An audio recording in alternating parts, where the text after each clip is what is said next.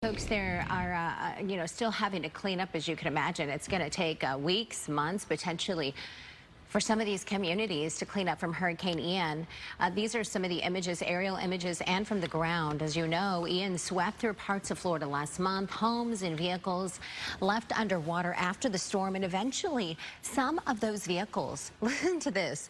When I read this story, I thought, wow, this is interesting. Some of these vehicles that you see may make their way to dealerships around the country to be resold. Yeah, that's not a good thing to buy, is it? No. No. So a flood damaged vehicle may come with, obviously, a lot of problems. So you want to know what you're getting into before actually making one of those purchases. So Danielle is at Good Works Auto Repair this morning with what you need to know if you're shopping for a used vehicle. Hey, Danielle. Hey guys, good morning. Yeah, so Glen here, the owner, he was telling us, because I was kind of shocked too, right? I mean, Florida seems pretty far away from us. How many of these vehicles actually come here? But Glen was saying that it is actually very prevalent. So what you need to look out for. We got the man here who knows it all. So Glen, really quick, just kind of walk us through a lot of these vehicles, they do come from Florida. Yeah, well, not only from Florida, but South Carolina and some of the other states on the East Coast got flooded pretty bad, too. So depending on what level their ground was at, there may be other cars coming from there. But Carfax estimates that about 50% of the vehicles that were in Hurricane Ian are going to be showing up in someone's car lot or being sold by private parties. So basically, when a car gets flooded, you have systems that got affected by the flooding, by the water. So right here we have a fuse box, and in here there's all kinds of fuses and relays and things that run the operation system of the car. And just under the cowl there behind the motor is the PCM, or the powertrain control module, and that module is the computer that runs all of the other things. It's powered by this, but then that is the organizer, and it sends the power and signals where it needs to. So when those become water damaged, even though people may try to blow them out or with air or whatever and try to clean them out, that corrosion, especially with salt water, is going to show up in months or years to come, and then you're going to have a car that's going to need thousands of dollars worth of repairs. And how much water were we talking? How much water can cause this type of damage? Well, as little as a foot of water, because water surges, and when it surges, it goes up and it'll flood other areas that you may not, be aware of. And also, things to look for if you're looking at a car, any used car.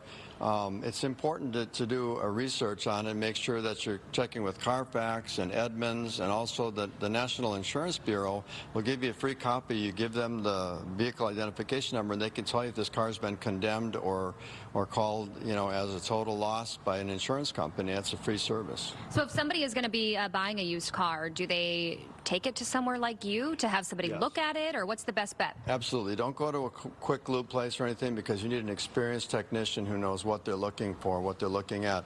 We're going to look under the seats, under the seats by the carpeting. We're going to look in the glove box, because sometimes people overlook when they're trying to detail out a car that was full of water and mud. And we'll see telltale signs in there that this car's been underwater.